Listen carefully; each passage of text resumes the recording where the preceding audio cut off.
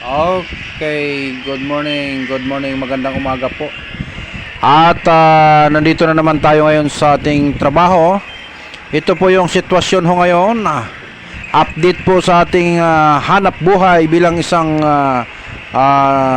security guard po. At ito po ang kalagayan ngayon sa ating on duty, no? Bilang isang security guard po dito sa lugar po ng Caloocan. Ayan po, ang gate po natin ay napakaluwag po, napakalaki ang gate po natin. Ito po yung binabantayan natin, mga Kabok TV. Yan po yung aking kasama. Ang 5'9" po natin, kung tawagin po sa security guard, si Sir Gorospi. Ayan po, siya po ay aking kasama. Good morning, good morning. Yan po si Yutiga, ang driver po ng forklift. Ayan So magandang umaga po sa inyong lahat. Ito po yung sitwasyon ngayon dito po sa trabaho natin. At ito po ngayon yung update po sa trabaho natin ngayon. At papunta po tayo sa gate.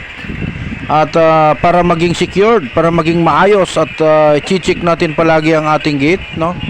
Kaya sa mga ka-5'9" natin dyan, ito po yung kalsada natin, ito po yung harap, At habang tayo nandito sa labas, inaantay ho natin ang mga worker, ang mga trabador, papasok dito sa kumpanyang ito, no?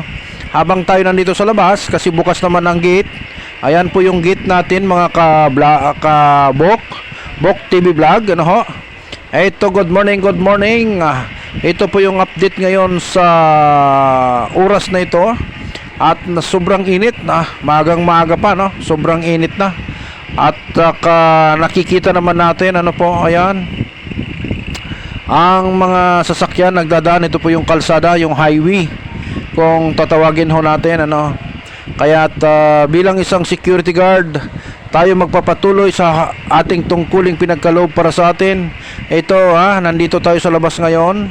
At tayo po ay nagmamasid, tinitignan natin, sinisecure natin ang ating mga trabaho, ang hanap buhay na pinagkaloob sa atin bilang tungkulin ng isang security guard, bilang isang gwardiya. Okay, ito po yung gate, Ayan, napakalaki po ng gate. Ayan, papasok po tayo. At ito, masasalubong ho natin dito si ito po, yan.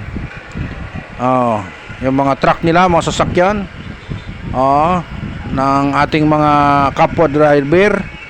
Ayan po. Yan po yung mga truck dito sa pinapasukan ho natin. Ayan, mayroon ho tayong nakikita. Ayan, napakaganda po ng mga sasakyan dyan, at may mga building din sa tabi natin, may mga bahay.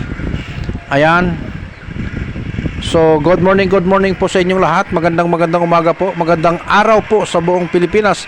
Yan po si Casimiro. Yan, isa po siyang pahinante. Ayan. So, good morning.